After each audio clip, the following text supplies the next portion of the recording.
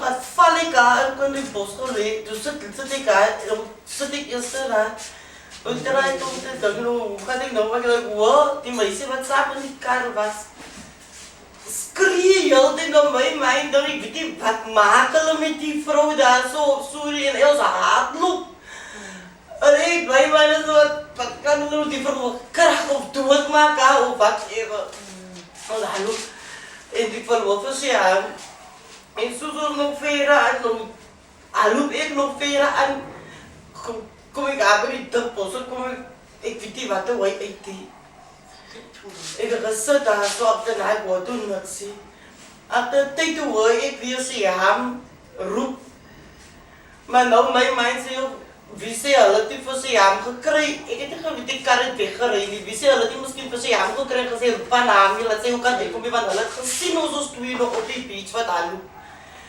En nou geef ik antwoord op dat tijd. Maar nou draai ik in loop in zoeken om uit te komen daar in die dunes en tot ik nog aangenaam begin te horen, multiple voices wat mij roept. Wat naar mijn naam roept, nou denk ik niet met die zo mensen wat bij mij roepen in zoeken zo, want het kan niet, het is different voices wat ik nou hoor. En toen ik nog loop in struggle, ik heb de hele tijd gelopen in zoeken hoe me uit te komen.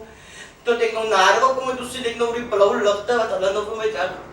Toen denk ik nou oké, ik heb eerst gelopen naar één dune, toen zie ik kan niet eens hier komen, want daar is rotsen, ik kan niet bij because I'm trying to get to the beach.